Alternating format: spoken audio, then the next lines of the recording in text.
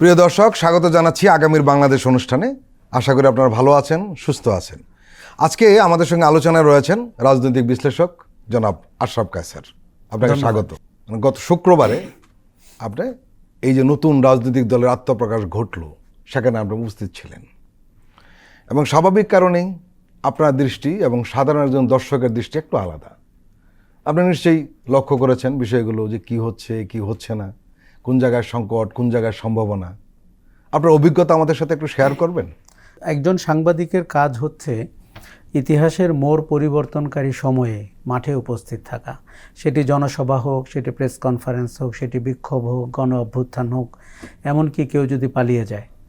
একজন সাংবাদিকের কাজ না সোশ্যাল মিডিয়া থেকে তথ্য আহরণ করে কথা বলা। কেননা আমরা জানি যে সামাজিক যোগাযোগ মাধ্যমে আপনার প্রায় মিথ্যা তথ্য পরিবেশন করা হয় 90% উপরে। এবং আপনি দেখুন, আমরা যখন পাবলিক ট্রাস্ট জার্নালিজম বলি, এটার আমরা কিন্তু দায়বদ্ধ জনগণের কাছে। তারা আপনার আমার কাছে জানতে চেয়েছে ঘটনার সারবত্তা কী, আপনার বিশ্লেষণ কি, আপনি কিভাবে দেখেন। কারণ সে তো আর সাংবাদিকতার মানুষ না। কাজেই আমরা এই প্রফেশনে যারা আছি, এদের দায়িত্ব হচ্ছে জীবনের সম্পূর্ণ ঘটনাগুলোর সাথে যুক্ত থাকা, যেগুলো আমাদের রাজনীতি, অর্থনীতিকে, সমাজ জীবনকে এবং ভবিষ্যৎকে প্রভাবিত করে। এই আগ্রহ থেকে গতকালকে কিন্তু আমি মানিক মিয়া এভিনিউতে গিয়েছিলাম এবং জাতীয় নাগরিক পার্টির যে আত্মপ্রকাশ, সেই অনুষ্ঠানে কয়েকটা জিনিস আমার কাছে খুব চোখে পড়েছে, যেটি আপনার সাথে আমি শেয়ার করতে চাই। প্রথমত, এত বড় জনসমাবেশ করে কোনো মাঠ থেকে উঠে আসা রাজনৈতিক দলের আত্মপ্রকাশ বাংলাদেশের ইতিহাসে হয়নি।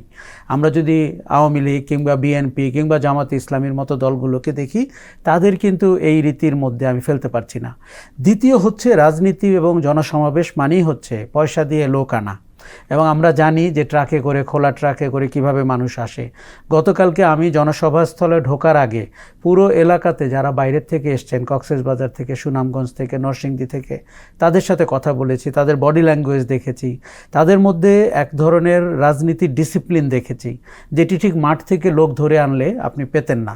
তৃতীয় হচ্ছে, এই প্রথম কোনো জনসভায় আমি দেখলাম নেতৃবর্গ ফ্লোরে বসা এবং অতিথিরা, শহীদরা, আহত যোদ্ধারা, রাজনীতিবিদরা চেয়ারে বসা। আপনি দেখেন আমাদের এখানে চেয়ার থেকেই কিন্তু সমস্ত সমস্যা শুরু। এই চেয়ার কার হবে, চেয়ারের ক্ষমতা, চেয়ারের দাপট, এই আপনি তো সেই মঞ্চে 200টা চেয়ারও দেখতে পারতেন, কিন্তু তার কোনো কিছুই কিন্তু আমরা দেখলাম না। চতুর্থত, আমার মনে হয়েছে যে ছাত্র যারা গণ অভ্যুত্থানের নেতৃত্ব দিয়েছেন, তাদের আন্তঃসম্পর্ক এবং এখনও কিন্তু দারুণ আপনাকে উজ্জীবিত করবে। সেটি নাহিদ বলি, আখতার বলি, সার্জিস কিংবা হাসনাত কিংবা পাটোয়ারি, সবার মধ্যে একটা ডিসিপ্লিন আছে, একে অন্যকে মেনে চলা, বোঝাপড়ার সম্পর্কটি আছে। সবচেয়ে যেটি প্রণিধানযোগ্য, সেটি হচ্ছে তারা রাজনীতির ভাষায় কথা বলছে।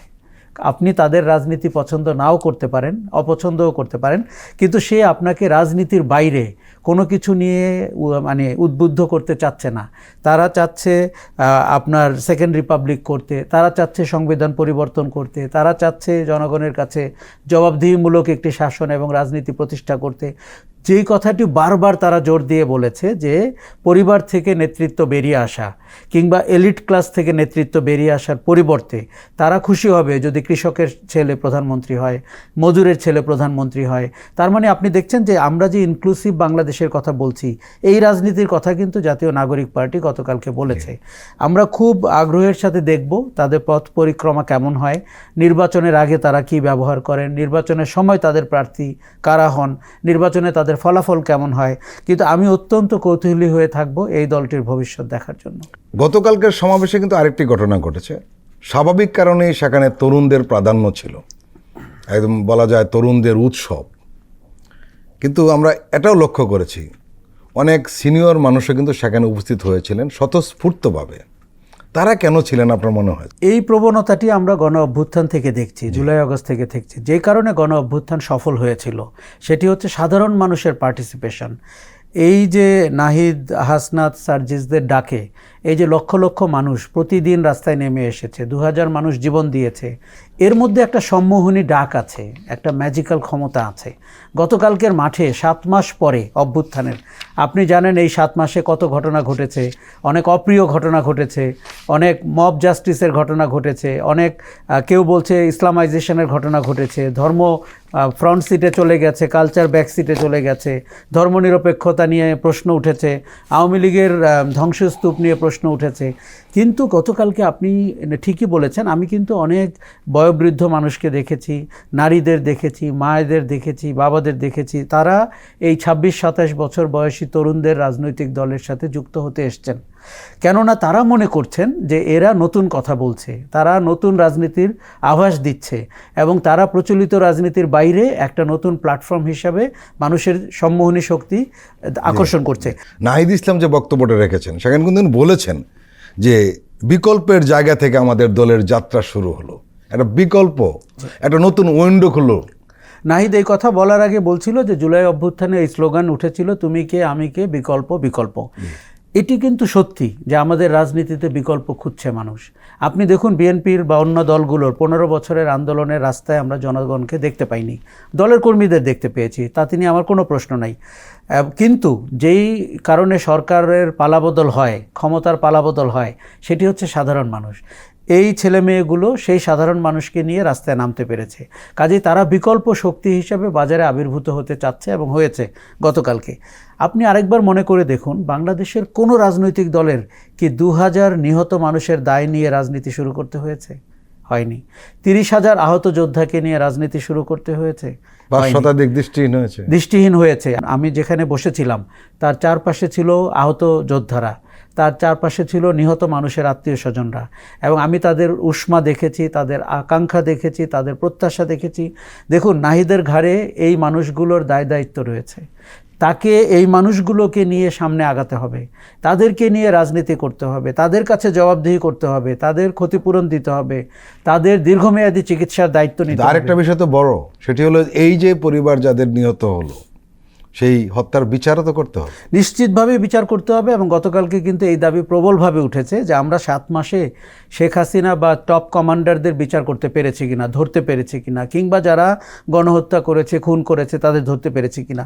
কাজেই এই যে জাতীয় নাগরিক পার্টি, তার রাজনীতির অনুষঙ্গ যদি আপনি দেখেন, আমরা সাধারণত দেখে থাকি রাজনীতি একটা মেঠো বক্তৃতার প্ল্যাটফর্ম, সেখানে দায় দায়িত্ব থাকে না, ইলেকশনের আগে এক ধরনের কথা, ইলেকশনের পরে এক ধরনের। এই দলটি কিন্তু সাংঘাতিকভাবে বাস্তবসম্মত একটি প্ল্যাটফর্মে দাঁড়ানো।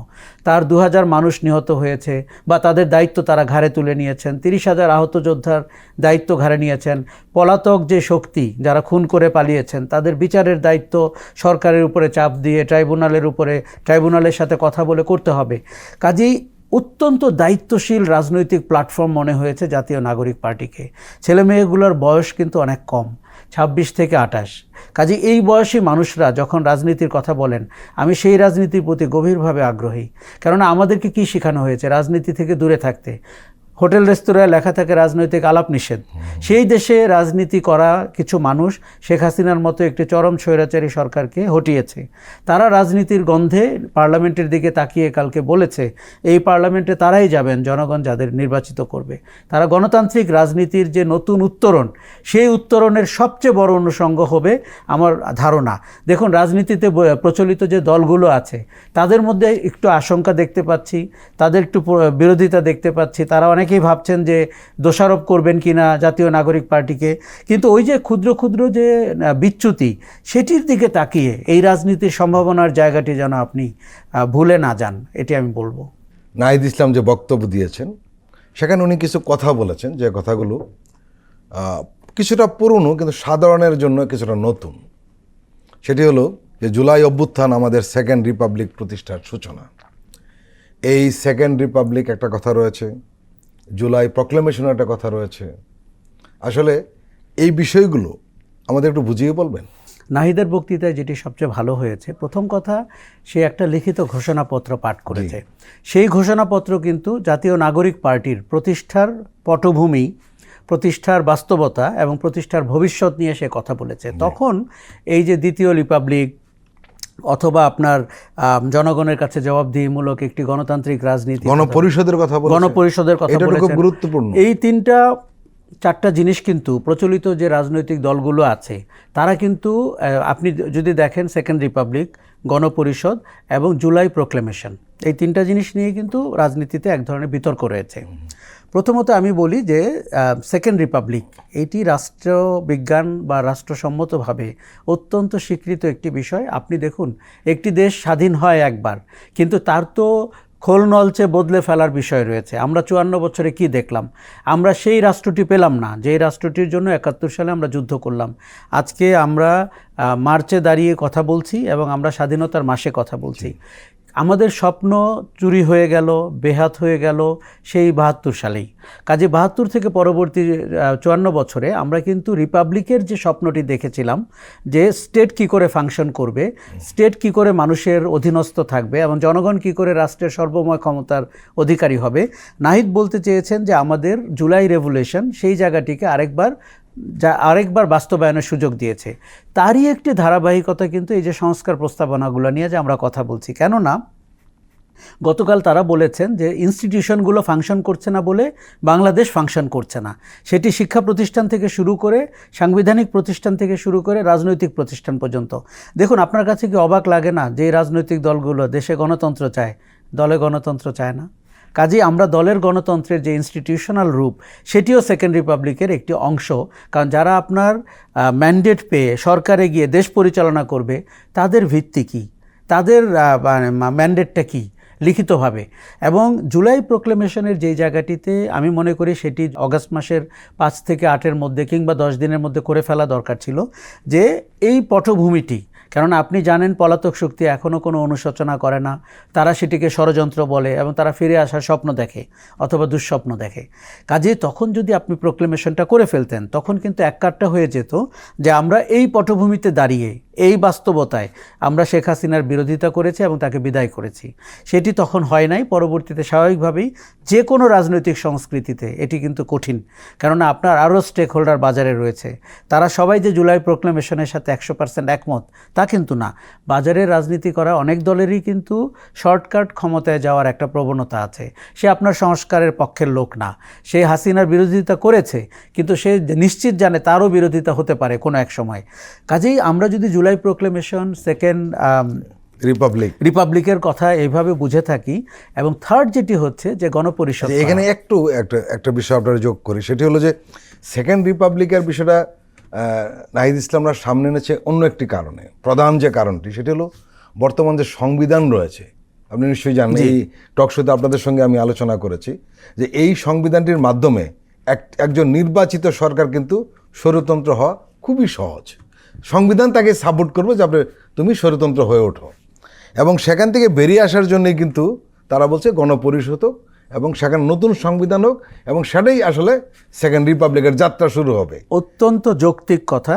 এবং আমি মনে করি যে আমাদের যে সাংবিধানিক স্বৈরতন্ত্র প্রতিষ্ঠিত হয়েছে গত 54 বছরে, আপনি ঠিক বলেছেন, সংবিধান তাদেরকে সাপোর্ট দিয়েছে। আমাদের সমস্ত অন্যায় শাসনের পক্ষে দাঁড়িয়েছে আমাদের সংবিধান, আমাদের বিচার বিভাগ। আমরা যেন এটি ভুলে না যাই। আপনি দেখেন, যখনই স্বৈরাচার সামরিক শক্তি ক্ষমতা নিয়েছে, তাকে প্রথম সাপোর্ট করেছে বিচার বিভাগ, সাংবিধানিক বলে। কাজেই ওই সংবিধান কিন্তু কালো সংবিধান, যেই সংবিধান কালো শাসনকে বৈধতা দেয়। কাজে আপনি যদি সত্যিকার অর্থেই, কারণ দেখুন, প্রতি 5 বছর পর পর তো আপনার 5ই আগস্ট করা সম্ভব না, উচিত হবে না। কাজে আপনার এমন একটা সাংবিধানিক শক্তি লাগবে যেই সংবিধান আপনার অবৈধ শাসনকে গ্রহণ করবে না, যেই সংবিধান স্বৈরাচার হতে আপনাকে সাহায্য করবে না, যেই সংবিধান আপনার ক্ষমতা গ্রহণকে বৈধতা দিবে না। কাজেই নাহিদ যেটি বলছে যে আমরা সংবিধান থেকে শুরু করতে হবে সেকেন্ড রিপাবলিকের সূচনা, এটি কিন্তু আমি 100% একমত। কেননা আপনি ওই সংবিধানের ওই ধারাগুলোকে চেঞ্জ করবেন যেই ধারাগুলো আমাদেরকে সাংবিধানিক স্বৈরাচার প্রতিষ্ঠায় সাহায্য করে। এখন এই সংবিধানের যে পরিবর্তন, পরিমার্জন কিংবা সংশোধন অথবা একেবারেই পরিবর্তিত সংবিধান, এটি আপনি কিভাবে গ্রহণ করবেন? সেই জায়গাটিতে গণপরিষদের ব্যাপারটি আসছে, যেটি আমরা 72-এ করেছিলাম, সেটি আমরা 2025-এ করার কথা বলছি। কাজেই সংবিধানটিকে যদি আপনি গ্রহণ করে নিতে পারেন, তখন কিন্তু আপনার পথ চলা, রাজনীতির পথ চলা, সরকারের পথ চলা, সাংবিধানিক পথ চলা, এটা কিন্তু অনেকটা সংবিধান সম্মত হবে। এটি কিন্তু আইডিয়াল, এখন আপনি কতদূর আগাতে পারবেন, দেরি হয়ে গেছে কিনা, নাহিদরা একাই এটির পক্ষে দাঁড়াবে নাকি বিএনপি জামাত তাকে সমর্থন করবে, এটি দেখার বিষয় রয়েছে। রাজনীতিতে আমরা অনেকটাই ভিন্ন মত বিভেদ দেখতে পাচ্ছি, কিন্তু আমি আশা করব যে মূল চেতনার সাথে বেইমানি না করে তারা সবাই যেন আমরা কিছুটা একমত হতে পারি এবং সেখানে সাংবিধানিক স্বৈরতন্ত্রের অবসান ঘটানো। আমার মনে হয় বিএনপি আজকে খুব সুবিধাজনক জায়গায় থাকলেও তাদের এই জায়গায় একমত হতে হবে। দেখুন, এই দলটি 17 বছর ক্ষমতার বাইরে ছিল, আমরা দেখেছি তাদের উপরে কিভাবে অত্যাচার হয়েছে, কিন্তু তাকে আগামী দিনে যদি সে সরকার গঠন করতে চায় কিংবা জামাত ইসলামী যদি স্বপ্ন দেখে, তাদেরকে সংবিধান সংশোধন না করে ওই স্বপ্ন দেখা ঠিক হবে না। কাজেই গণপরিষদের দাবিটি কিন্তু বৈধ এবং গণপরিষদের দাবি একটা দারুণ আকাঙ্ক্ষার বিষয়। একইভাবে সেকেন্ড রিপাবলিকের সূচনা করা, এবং আমরা মনে করি যে এই জায়গাটিতে জাতীয় নাগরিক পার্টির উচিত হবে অন্য রাজনৈতিক দলগুলোর সাথে সংলাপ করে একটি জাতীয় ঐক্যমত্যের দিকে নিয়ে যাওয়া। প্রিয় দর্শক, আমরা এখন একটু বিরতি নিচ্ছি, আপনারা আমাদের সঙ্গেই থাকুন।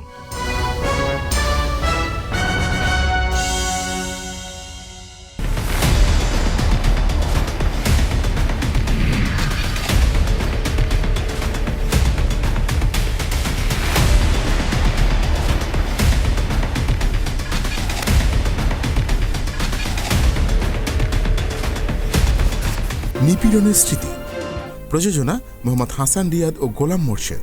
দেখবেন প্রতি শুক্র ও শনিবার সন্ধ্যা 7টায়।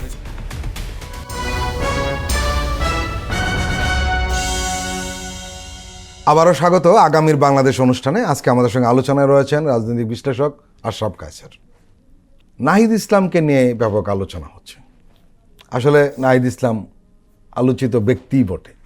বিশেষ করে 3 তারিখে যখন নাহিদ ইসলাম ঘোষণা দিলেন, এক দফার ঘোষণা দিলেন শহীদ মিনার থেকে, তখন থেকে নাহিদ ইসলাম একেবারেই সামনে চলে আসলেন। এবং আমরা বলে থাকি মিডিয়ার ভাষায় যে এই আন্দোলনের পোস্টার বয় ছিলেন নাহিদ ইসলাম। আরও অনেকেই ছিলেন, কিন্তু তাকে যেহেতু ওনার মুখ দিয়ে এক দফা দাবিটা এসেছিল, সেই কারণে তাদের গুরুত্বটা বেড়েছে। এবং এই নাহিদ ইসলাম নতুন দলের প্রধান হবেন, এটা কিন্তু 2 মাস আগের থেকে মোটামুটি চূড়ান্ত। তার ব্যাপারে কোনো বিতর্ক ছিল না, নিজেদের মধ্যে কোনো বিতর্ক ছিল না। পরবর্তী নানান পদ নিয়ে দীর্ঘ কথা বলতে হয়েছে, বৈঠক করতে হয়েছে। এবং নাহিদ ইসলামের এই অল্প বয়সের জীবনে বলা হয়ে থাকে এত একটু বড় দলের সবচেয়ে কম বয়সী নেতা। কারণ এর আগে নুরুল হক নুরু ছিলেন, কিন্তু উনারও 2 বছর বড় ছিলেন নাহিদের এই মুহূর্তে যা বয়স। আর একটা বিষয় হলো যে নাহিদ ইসলাম কিন্তু এখনও মাস্টার্সের ছাত্র ঢাকা বিশ্ববিদ্যালয়ের। এই কারণেই অনেক মানে আলোচনা হচ্ছে তাকে কেন নেতা বানানো হলো। আপনার দৃষ্টিভঙ্গিতে বা আপনার এই যে দীর্ঘদিনের রাজনৈতিক বিশ্লেষণ বা আপনার সাংবাদিকতার কেরিয়ারে অনেক রাজনৈতিক দলের ব্যক্তির উত্থান পতন সব কিছু দেখেছেন, আপনার কি মনে হয়? প্রথম কথা যে নাহিদের ভেতরে রাজনৈতিক নেতৃত্বের গুণাবলী রয়েছে। কেননা আমরা যখন এদের প্রত্যেককে দেখি, তাদের অনেকেরই মাঠের বক্তৃতা দেওয়ার দক্ষতা রয়েছে, তাদের অনেকেরই আপনার রেগে যাওয়ার প্রবণতা রয়েছে, তাদের অনেকেরই একসাথে কাজ করার প্রবণতা রয়েছে, না শোনার প্রবণতা রয়েছে। অপ্রিয় কথাটি যেভাবে আপনি ঘুরিয়ে বলতে পারতেন তা না বলে, এটিও তারুণ্যের একটি গুণ। কারণ তরুণরা যদি আপনার আমার মতো কৌশলী হয়ে ওঠেন এবং কাউকে আহত নিহত না করে কথা বলা শুরু করেন, সেটি কিন্তু ভালো হবে না। কিন্তু নাহিদের মধ্যে যেই গুণটি রয়েছে যে শান্ত, ধৈর্যশীল, এবং আমার সাথে যখন কথা হয়েছে আমার মনে হয়েছে ও শোনে অনেক বেশি, বলে অনেক কম, যেটি বাংলাদেশের সমাজ এবং রাজনীতিতে আমরা খুব কম পাই। আরও একটি কথা, নাহিদের উত্থান তো ধূমকেতুর মতো। কেননা আপনার শহীদ মিনারে 3 তারিখে কিংবা তার আগের 7 দিনে নাহিদকে আমরা যেভাবে দেখেছি, পুলিশের টর্চারের ভেতরে দেখেছি, ডিবির হারুনের ওখানে দেখেছি, শারীরিক নির্যাতন নিয়ে কথা বলতে দেখেছি। এবং ধূমকেতুর মতো এই অর্থে যে সে কিন্তু বাংলাদেশে এক দফার নায়ক, এক দফা তার মুখ থেকে বেরিয়েছে। শেখ হাসিনার মতো একটি অত্যন্ত ঘৃণিত পরাক্রমশালী স্বৈরাচার পালিয়েছে, কিন্তু নাহিদের আহ্বানেই, যাতে করে লক্ষ লক্ষ মানুষ এক হয়েছে। আরেকটা জিনিস মনে হয়েছে যে নাহিদ যখন অন্তর্বর্তী সরকারে গেল, আমরা তখনই বুঝতে পেরেছিলাম যে রাজনৈতিক দলের নেতৃত্বে নাহিদকেই ইভেনচুয়ালি আসতে হবে। সেটা মাহফুজ হোক, পাটোয়ারি হোক, আক্তার হোক, যেই হোক। কেননা এদের প্রত্যেকেই স্বকীয় ক্ষমতা রয়েছে নিজ নিজ জায়গায়, কিন্তু নাহিদের মতো গ্রহণযোগ্য, জাতীয় পর্যায়ে কথা বলার মতো এবং বড় নেতাদের সাথে সংলাপে যাওয়ার মতো আর কাউকে আমরা ঠিক তেমন দেখিনি। আরেকটা জিনিস হচ্ছে ওর যে 6 মাসের যে অন্তর্বর্তী সরকারের অভিজ্ঞতা, এটি আমার কাছে অত্যন্ত গুরুত্বপূর্ণ। কেননা আমাদের অনেক রাজনীতিবিদকে আমরা দেখি সারা জীবন মাঠে থেকেছেন, পল্টনে থেকেছেন, শাহবাগে থেকেছেন, কোনোদিন সরকার পরিচালনার অভিজ্ঞতা অর্জন করেননি। সেক্ষেত্রে নাহিদ কিন্তু ব্যতিক্রম। 26 বছর বয়সে ও বাংলাদেশের 2টি মন্ত্রণালয়ের সিদ্ধান্ত গ্রহণে ভূমিকা রেখেছেন। তার সততা এবং স্বচ্ছতা এবং সাহস নিয়ে আমি কয়েকটা কথা না বললেই না। দেখুন, সামাজিক যোগাযোগ মাধ্যমে পলাতক অনেক লোকজনকে আমরা দেখছি নাহিদের দুর্নীতি নিয়ে তথ্য পরিবেশন করতে। তাদের হাতে কোনো ফ্যাক্ট নাই, তারা আপনাকে প্রভাবিত করার চেষ্টা করছে মিথ্যাচার দিয়ে। বাংলাদেশে একজন মানুষ 7 মাস মন্ত্রী ছিল এবং তার ব্যাঙ্ক অ্যাকাউন্টে 10,000 টাকা, অথবা তার সোনালী ব্যাংকে একটি অ্যাকাউন্ট, এই কথা বলার মতো সৎসাহস যে মানুষের আছে সেই ভবিষ্যতের রাজনীতিবিদ হওয়া উচিত। এবং আরও একটি জিনিস বলি, আমি নিজে গর্বিত, নাহিদ আমি যে কলেজে পড়তাম সরকারি বিজ্ঞান কলেজ, সেখান থেকে পাশ করেছে, কিন্তু ওর যে মানে বুনিয়াদি প্রশিক্ষণ সেইটা হয়েছে পাঠচক্র দিয়ে। রাজনীতির মানুষ হচ্ছে নাহিদ, রাজনীতির মানুষ কিন্তু মাহফুজ, রাজনীতির মানুষ কিন্তু অন্যরা। অনেকে বলে যায় এরা কিন্তু বৈষম্য বিরোধী আন্দোলনের সাথে জড়িত 18 থেকে। আমরা যারা 7 দিনের আন্দোলনে ছিলাম কিংবা 36 দিনের আন্দোলনে ছিলাম তারা এদেরকে চিনি না। এদের প্রত্যেকেই 6 থেকে 8 বছর ছাত্রলীগের দুঃশাসন সহ্য করে ঢাকা বিশ্ববিদ্যালয়ে, অন্যান্য বিশ্ববিদ্যালয়ে আন্দোলন করেছেন, বিক্ষোভ করেছেন, মার খেয়েছেন, নির্যাতিত হয়েছেন। আখতার যিনি সদস্য সচিব, আখতারকে আমার মনে হয় যে আমরা তো ভাসানীকে মনে রেখেছি তার প্রতিবাদের জন্য, আখতারকে নতুন করে আপনার চিন্তা হবে তার প্রতিবাদের এবং সাহসের জন্য। কেননা আখতার আবু সাইদ হত্যার দিন আটক না হলে আপনি আখতারকে পরবর্তী 20-22 দিনে অনেক কিছুতে দেখতে পেতেন।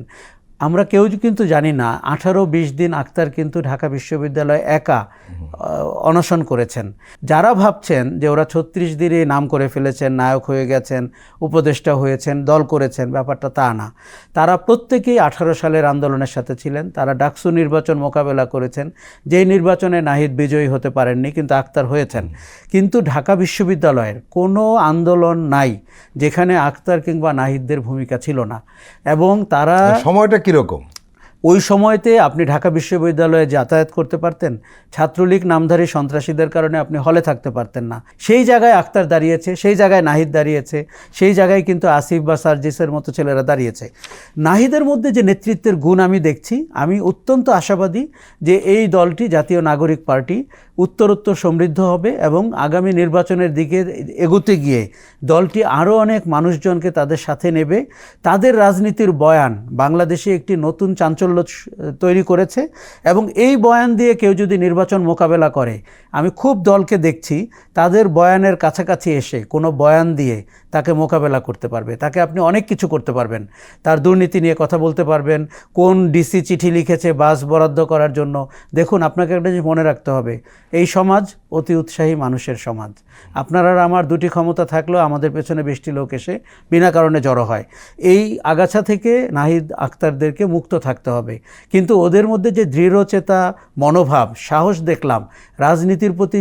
দেখুন, গতকাল আমি যখন তাকিয়েছিলাম স্টেজে, আমার বারবার মনে হয়েছে যে এরা মৃত্যু এত কাছে দেখেছে, অত্যাচার এত কাছে দেখেছে, খুন এত কাছে দেখেছে, এদেরকে মোকাবেলা করা কঠিন হবে। সেটি অভ্যুত্থানেও হয়নি, সেটি আগামী রাজনীতিতেও কঠিন হবে। আরেকটি বিষয় কিন্তু এখানে যোগ করা যায়, সেটি হলো যে এই তরুণরা কিন্তু জানে যে তারা খুব মুক্ত বাতাস, বিষয়টা এরকম নয়।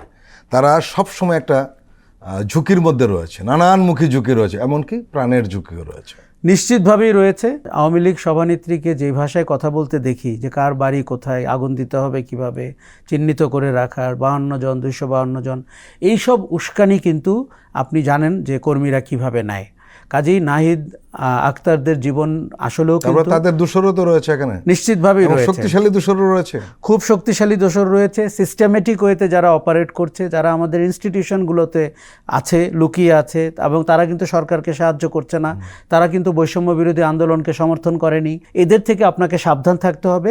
নাহিদ ইসলাম সম্পর্কে তাদের সহযোদ্ধা পাটোয়ারি একটি মন্তব্য করেছেন। উনি বলেছেন যে এমনিতে আমাদের রাজনীতি কালেকটিভ, নাহিদ ইসলামকে যদি বলা হতো যে নতুন রাজনৈতিক দলের একজন সদস্য হিসেবে থাকতে, তবু কেন উনি থাকতেন। এই যে স্যাক্রিফাইস, আহ্বায়ক না করে যদি সদস্য হিসেবে রাখা হতো তাহলেও নাহিদ এখানে থাকতেন। এগুলো পাটোয়ারির মূল্যায়ন। ঢাকা বিশ্ববিদ্যালয়ের শিক্ষক এবং রাজনৈতিক বিশ্লেষক ডক্টর জুবাইদা নাসরিন একটি মিডিয়াকে বলেছেন যে আমরা তাকে কোটা আন্দোলন থেকে দেখছি, আস্তে আস্তে সে নিজেকে তৈরি করেছে, তিনি অনেকের মাঝে তার জায়গাটা তৈরি করতে পেরেছেন। তিনি ক্ষমতা থেকে বের হয়ে দল করেছেন। তিনি বলেছেন যে তিনি রাজপথের মানুষের সাথে থাকতে চান। একজন নেতা হিসাবে মানুষের সাথে থাকার যে প্রতিশ্রুতি সেটা অনেক গুরুত্বপূর্ণ। উনি আরেকটু বলেছেন যে বাংলাদেশের রাজনীতিতে স্বেচ্ছায় ক্ষমতা ছেড়ে দেওয়ার ঘটনা খুব কম ঘটেছে, এবং উনি বলছেন যে কোটা বিরোধী আন্দোলনের সময় থেকে নাহিদ ইসলামের উপর যে নিপীড়ন হয়েছে, এতে তিনি আরও বেশি পরীক্ষিত নেতা হয়ে উঠেছেন। এবং উনি যে কথা বলছেন যে ক্ষমতা থেকে ছেড়ে দিয়ে এই মুহূর্তে বা এই সময়ে তার মধ্যে একটা তরুণ রাজনীতির এই কণ্টকাকীর্ণ মাঠে নেমে পড়াটা এই শিক্ষক বিশেষভাবে উল্লেখ করেছেন। প্রথমত বলি যে যেই ডাকসু নির্বাচনে নূর এবং আক্তার বিজয়ী হয়েছিল, সেই নির্বাচনে ওদের পুরো প্যানেল বিজয়ী হওয়ার কথা। দেখুন, আপনি রাজনীতি বিজ্ঞানের মানুষ হলে বুঝবেন, একটি প্যানেলের দুজন প্রার্থী যদি এত বিপুল সংখ্যক ভোট পায়, বাকিরা কেন হবে না? সেই নির্বাচনটি কারচুপি হয়েছে, ঠিক যেমনটি করে 73 সালে ঢাকা বিশ্ববিদ্যালয়ের নির্বাচন কারচুপি হয়েছিল। এটি আওয়ামী লীগের রক্তে রয়েছে। কাজেই ওই জীবনের ওই সময়ে নাহিদরা টের পেয়েছেন যে তাদের পথটি কিন্তু কুসুমাস্তীর্ণ না। পরবর্তী 6 বছরে আমরা নাহিদকে সেটি দেখেছি। বাংলাদেশের ইতিহাসে খুব কম মানুষকে আমরা দেখেছি পথ ছেড়ে জনতার কাতারে আসতে। কালকে নাহিদকে আমার দেখে মনে হয়েছে তার গায়ে, তার শরীরে, তার চেহারায়, তার কথায় ক্ষমতার কোনো স্পর্শ ছিল না, উপদেষ্টার ছাপ নেই, কোনো ছাপ নেই। তাকে আমার মনে হয়েছে যে ঠিক একটু আগে রাজপথ থেকে মঞ্চে ওঠা একটা ছেলে। কাজে এই জিনিসগুলো দেখুন, আমরা অনেক সময় খুব সস্তা জিনিস দিয়ে প্রভাবিত হই এবং মিথ্যাচার দিয়ে প্রভাবিত হই এবং আমাদের মাইন্ডসেট থেকে জিনিসপত্র দেখার চেষ্টা করি। নাহিদরা কিন্তু আপনার সামনে অন্য উদাহরণ তৈরি করেছেন। সেটি হচ্ছে ক্ষমতাকে কীভাবে পেছনে ঠেলে সামনে আগানো যায়, কিভাবে জনতার কাতারে থাকা যায়, কিভাবে গণমানুষের রাজনীতি করা যায়। 26 বছর বয়সী একটা ছেলে রাজনীতিকে তার পেশা হিসাবে বা তার ক্যারিয়ার হিসাবে বেছে নিচ্ছে, কিন্তু কোনো ক্ষমতার জন্য না। আমি সেটি শুরুতেই বললাম, গণ অভ্যুত্থানের যে দায় দায়িত্ব তার ঘাড়ে পড়েছে, সেটিকে তো আপনার একটি সম্মানজনক জায়গায় নিয়ে যেতে হবে। সেটি নেওয়ার দায়িত্ব কার? আমি কোনো রাজনৈতিক দলকে দেখছি না ওই দায়িত্ব পালন করছে। এটি নাহিদদেরকেই করতে হবে, জাতীয় নাগরিক পার্টিকেই করতে হবে। সেটি সরকারের উপরে চাপ দিয়ে হোক, রাজনৈতিক দলের সাথে সমঝোতা করে হোক, কিংবা ক্ষমতার অংশীদার হয়ে নীতি প্রণয়নে হোক। কাজেই এরকম একটি গুরু দায়িত্ব নাহিদরা যখন নিয়েছে, নাহিদ ইচ্ছা করলে অন্তর্বর্তী সরকারের উপদেষ্টা হিসেবে থেকে যেতে পারতো, মাঠে কিন্তু অন্যরা ছিল। কিন্তু এই দলটিকে যে একটি গ্রহণযোগ্য জায়গায় নিতে হবে, এই দায়িত্ববোধটি নাহিদের রয়েছে। এবং আমি পাটোয়ারির সাথে একমত, তাকে সদস্য করা হলেও সে কিন্তু এই দলে অংশগ্রহণ করত। আমি কারোর মধ্যে কিন্তু দেখি নাই। আরেকটা জিনিস বলি, এত কালেকটিভ নেতৃত্ব, এটিও আমাদের রাজনীতিতে একটা নতুন ঘটনা। আমাদের রাজনীতিতে ব্যক্তি পূজা করা হয়, এক ব্যক্তির শাসন। দেখবেন আপনি তার উপরে কোনো নিন্দা করলে আপনাকে দল থেকে বহিষ্কার করা হয়, সংসদে আপনাকে বর্জন করা হয়, সেই এইখানে কিন্তু গতকাল অন্তত 2 নারী সদস্য সহ 10 জন মূল নেতৃত্বকে আমরা সামনে দাঁড়াতে দেখলাম। 171 জনকে আমরা দেখলাম জাতীয় কমিটিতে অন্তর্ভুক্ত হতে। এবং আপনি অবাক হয়ে যাবেন, আহতদের এবং নিহতদের পরিবারের সদস্যরাও কিন্তু এই দলের জাতীয় কমিটিতে অন্তর্ভুক্ত হয়েছেন। 43 জন 171 জন ঘোষিত ব্যক্তির মধ্যে। কাজে এই দলটি বাংলাদেশের ইতিহাসে, বাংলাদেশের রাজনীতিতে অনেক গুরুত্বপূর্ণ একটি ভূমিকা অবতীর্ণ হয়েছেন এবং এই দলকে সমঝে চলতে হবে। আমার শুধু ভয় হচ্ছে যে প্রচলিত রাজনৈতিক দলগুলো মাঠে যেন এই দলের সাথে প্রচলিত ব্যবহার শুরু না করেন। এটি কিন্তু তাদের আরও ক্ষতি করবে। মানুষ এই দলের পক্ষে। এই দল তার তীরে পৌঁছবে কিনা এটি সময় বলে দিবে, কিন্তু দলের যে বয়ান, রাজনীতি, পরিভাষা, কথা বলা, সম্মানবোধ, এগুলো নিয়ে কিন্তু আমাদেরকে নতুন করে ভাবতে হবে রাজনীতিতে। অনেকে এই দলটি নির্বাচনে কীরকম করবে না করবে এই নিয়ে এক ধরনের মতামত তৈরি করছে বা মতামত দিচ্ছে। প্রথম মতামত দিয়েছিল যে ওই সময় ডাক দিয়েছে কারণ মানুষ মাঠে নেমেছে, এখন একবার ডাক দিয়ে দেখুক আসলে মানুষ মাঠে নামে কিনা। আমরা 32 নম্বরের ঘটনা কিন্তু দেখেছি মানুষ নামে কিনা, হাজার হাজার মানুষ নেমে গিয়ে। এখন ওই বয়ান থেমে যাবে নিঃসন্দেহে, যে এরা ডাক দিলে মানুষ আসবে না আর আগের মতো, সেই বয়ানটি আর নিশ্চয়ই কেউ দেবেন না।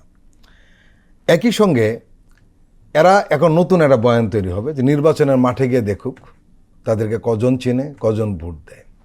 কিন্তু আমরা জানি তারা, এই তরুণরা কিন্তু এত সরলীকরণ করে রাজনীতিতে নামেনি। তারা ঠিকই নির্বাচন করবে এবং এই তরুণরাই প্রার্থী হবে এই দল থেকে, তা কিন্তু নয়। অনেক প্রভাবশালী লোক যাদের রেপুটেশন ভালো, এলাকায় পরিচিত মুখ, এমন লোক কিন্তু প্রার্থী হওয়ার সুযোগ রয়েছে এবং তারা হবে বলে আমরা ধরে নিচ্ছি, কারণ এই ধরনের কথাবার্তা চলছে। সেইখানে কিন্তু প্রচলিত রাজনৈতিক দলগুলো বড় ধরনের ধাক্কা খাওয়ার সম্ভাবনা রয়েছে। আপনার কি মনে হয়? দেখুন, যারা শেখ হাসিনার পতন ঘটাতে পেরেছে তারা রাজনীতিতে ভালো করবে, তারা নির্বাচনেও ভালো করবে। কেননা আমাদের রাজনীতিতে একটা শূন্যতা রয়েছে এবং সেই শূন্যতা কিন্তু ভোটের অঙ্ক দিয়ে আপনি বিশ্লেষণ করতে পারবেন না।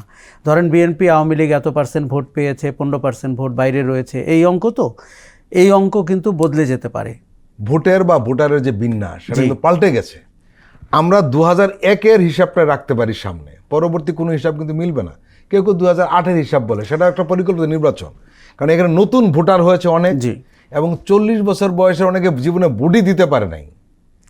এই যে একটা বিশাল অংশ, এবং যারা এই প্রচলিত রাজনৈতিক দলগুলোর উপর বীতশ্রদ্ধ এবং এই সরকার পতনের পর কোনো কোনো রাজনৈতিক দলের বিতর্কিত ভূমিকার কারণে তারা কিন্তু হতাশ। কাজেই ভোটের যে প্রচলিত বিন্যাসটা আমরা মাঠে ময়দানে বলি, সম্ভবত ওইটা নেই এখন। দেখুন, যারা ভোটের প্রচলিত বিন্যাস নিয়ে সন্তুষ্ট হয়ে আছেন তারা হতাশ হবেন এবং তাদের জন্য বড় চমক অপেক্ষা করছে। আমি ধরে নিচ্ছি 2025-এর শেষে কিংবা 26-এর শুরুতে যদি নির্বাচন হয়, আমাদের ইতিহাসের অত্যন্ত নিরপেক্ষ এবং গুরুত্বপূর্ণ এবং সবার কাছে গ্রহণযোগ্য একটি নির্বাচন হতে যাচ্ছে, যে নির্বাচন আমরা গত 17-18 বছরে দেখতে পাইনি। এখন ভোট কিন্তু পানির মতো না যে একটি আকার বা একটি পাত্রে এসে বসে থাকে, এটি প্রবহমান, এটি প্রতিদিন বদলায়, এটি আপনার ব্যবহারের উপরে বদলায়, এটি আপনার কথার উপরে বদলায়। কেন আমরা রাজনীতির কবিদের কথা বলি?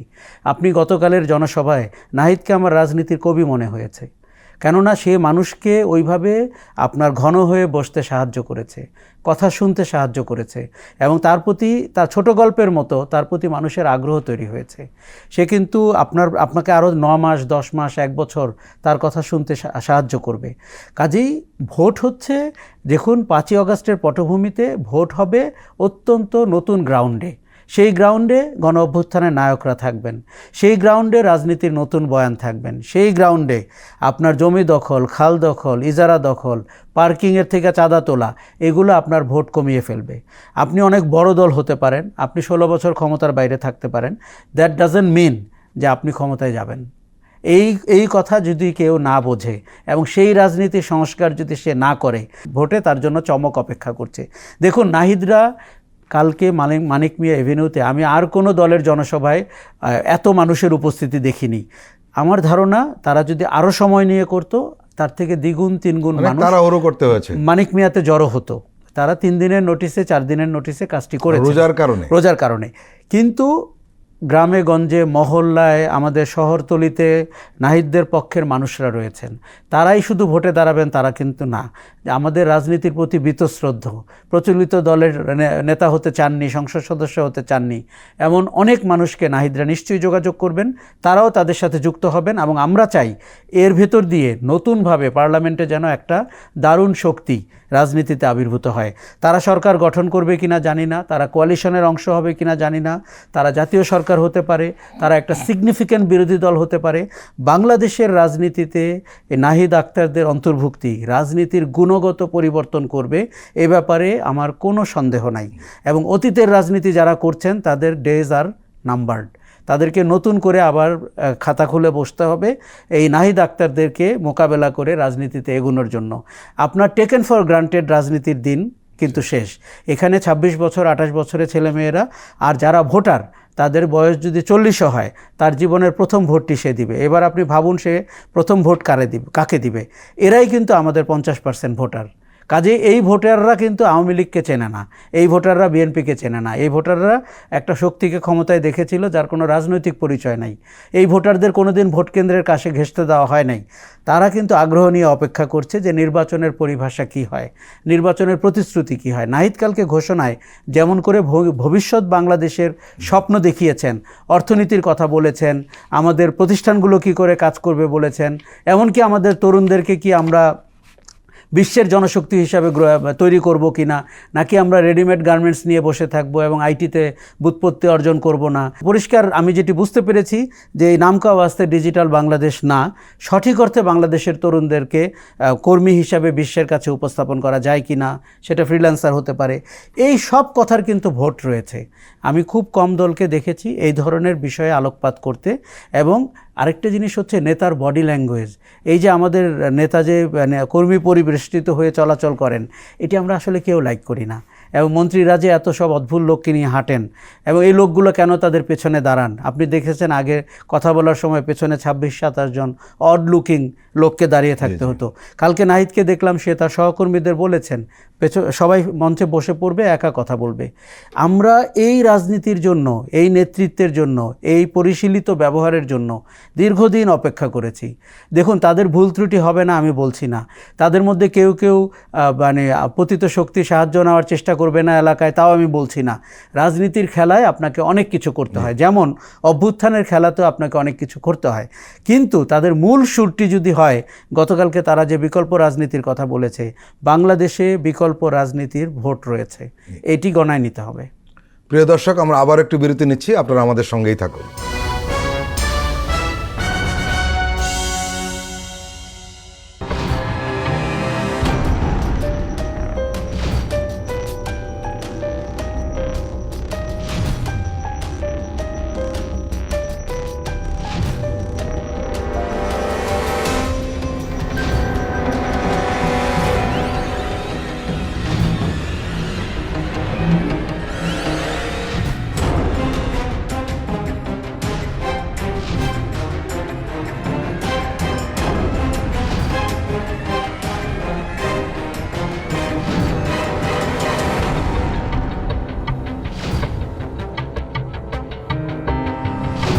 কেমন আছে অর্থনীতি দেখবেন প্রতি সোম ও মঙ্গলবার রাত 10:20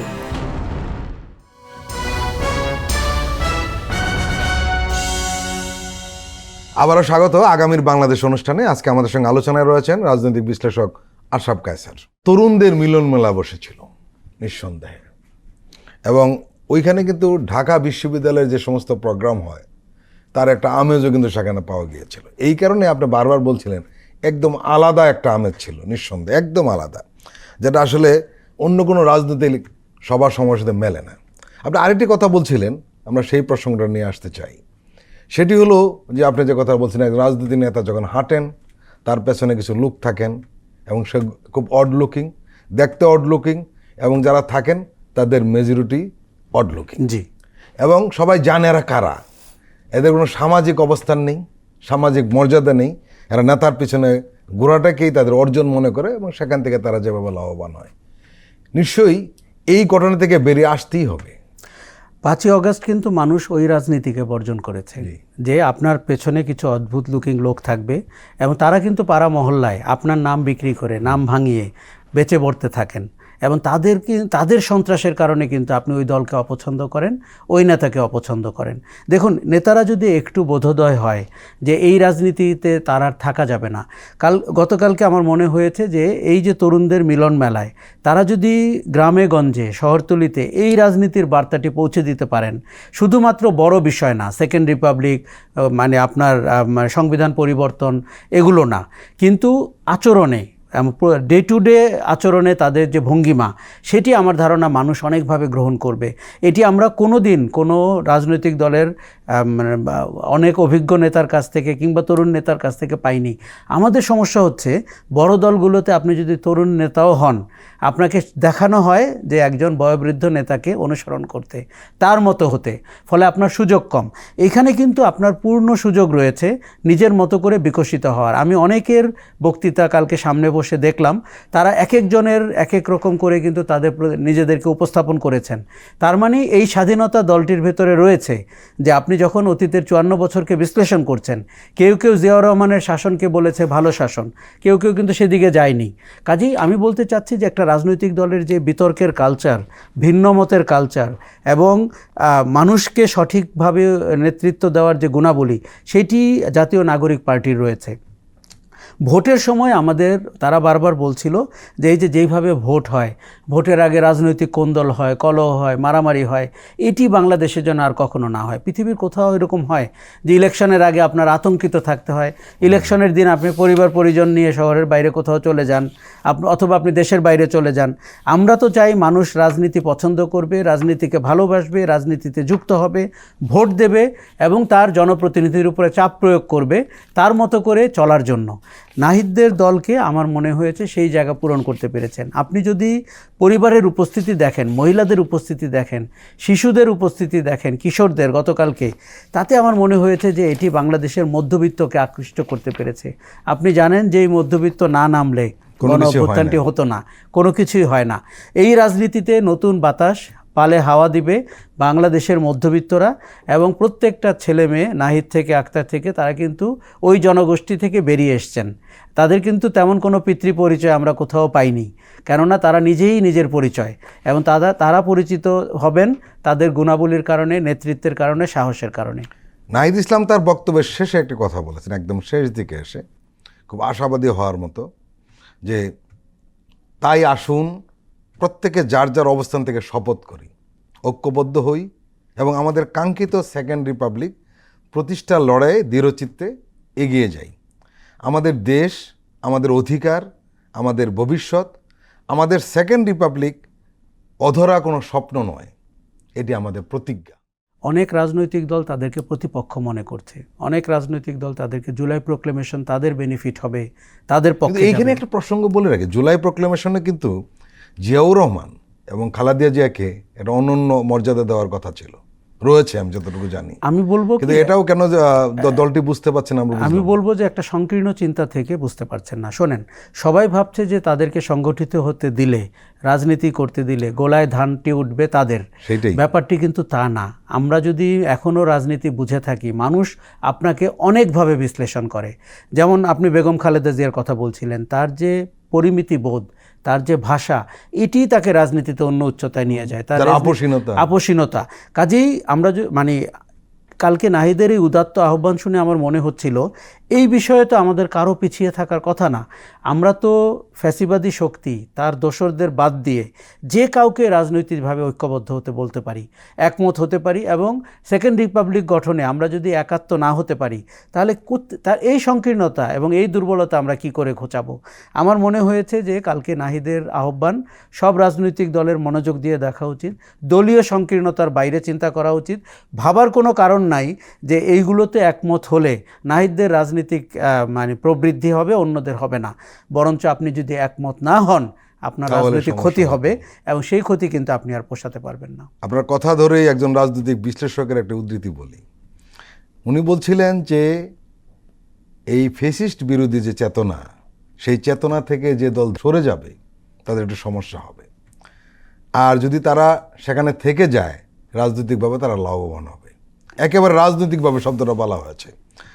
এবং যেহেতু একটা নতুন উইন্ডো খুলে গেল রাজনীতিতে, যদি তারা ওই চেতনা ধারণ না করতে চান, তাহলে কিন্তু সেই উইন্ডোতে মানুষ ঢুকে পড়বে। আমি বলবো রাজনৈতিক দলগুলোর জন্য একটি অভাবনীয় সুযোগ তৈরি হয়েছে। দেখুন, কখনো কখনো একটা ক্লিনজিং এফেক্ট আপনাকে পেয়ে বসে। যেমন কোভিড কিন্তু আমাদের জীবনে একটা দারুণ ইতিবাচক ভূমিকা করেছে। আপনি বুঝতে পেরেছেন যে আপনার বাহুল্য ব্যবহার, কাপড় চোপড় এবং আচার আচরণ কী, সেটিকে আপনি ঝেঁটে ফেলে দেন। আমি বলবো যে 5ই অগাস্ট কিন্তু আমাদের একটা সুনামির মতো হয়ে গেছে, রাজনীতির জন্য, শাসনের জন্য, ক্ষমতার জন্য। সুনামি থেকে আপনি কি বেনিফিট নিচ্ছেন, এটি যদি বড় দলগুলো না বোঝে, সেটি হচ্ছে যে আপনি প্রাকৃতিকভাবেই অনেক কিছু থেকে নিজেকে এখন বিচ্যুত করতে পারেন। আপনি বলতে পারেন 5ই অগাস্টের শিক্ষায় আমরা এই কাজ করেছি। দেখুন, বিএনপি বারবার 31 দফা বলছে, কিন্তু সেটি প্রণীত হয়েছে 2-2.5 বছর আগে। 5ই অগাস্টের পরে বিএনপির এই সুনামির পরে বিএনপির রিয়ালাইজেশন যদি বিএনপি লিপিবদ্ধ না করে, সেটি বিএনপির রাজনৈতিক ক্ষতি হবে। ফ্যাসিবাদ পলাতক হয়েছে, এটি আপনার জন্য একটা অভাবনীয় সুযোগ। সেই অনুযায়ী আপনি রাজনীতির পরিভাষা ঠিক করবেন, রাজনীতির বিচরণ ম্যাপ আপ করবেন এবং নির্বাচনের জন্য নিজেকে রেডি করবেন। জাতীয় নাগরিক পার্টি একটি দারুণ প্রতিপক্ষ হয়ে উঠেছে, এবং বড় দলগুলোকে মেনে নিতে হবে এই বাস্তবতা, এবং মেনে নিতে হবে যে তাদের রাজনীতির সুবাতাস জনগণকে কিন্তু অনেকখানি প্রভাবিত করবে। আমরা প্রত্যাশা করি রাজনৈতিক দলগুলো পরস্পরের প্রতিপক্ষ হোক, যাতে শত্রু না হয়। রাজনীতিতে প্রতিপক্ষ থাকবেই, আপনার প্রতিদ্বন্দ্বিতাও থাকবে, কিন্তু শত্রু হয়ে গেলেই সমস্যা নেই। আমাদের একটি শব্দ বা সেন্টেন্স ছিল যে শেষ করে দেওয়া, সেটি যেন রাজনীতির পরিভাষা না হয়। আপনি তাকে ইন্টেলেকচুয়ালি মোকাবেলা করেন, আপনি তার বিরোধিতা করেন, তার বিপক্ষে জনমত দাঁড় করানোর জন্য আপনার কৌশল প্রণয়ন করেন, সবই রাজনীতির খেলা। কিন্তু রাজনীতিটি যেন রাজনীতির মতো হয়, সেটি যেন আপনার সন্ত্রাস না হয়, সেটি যেন আপনার প্রশাসন নিয়ে স্বৈরতান্ত্রিকভাবে আপনি মোকাবেলা না করেন, সেটি যেন কালো আইন না হয়, কালো শাসনের দিকে না যায়।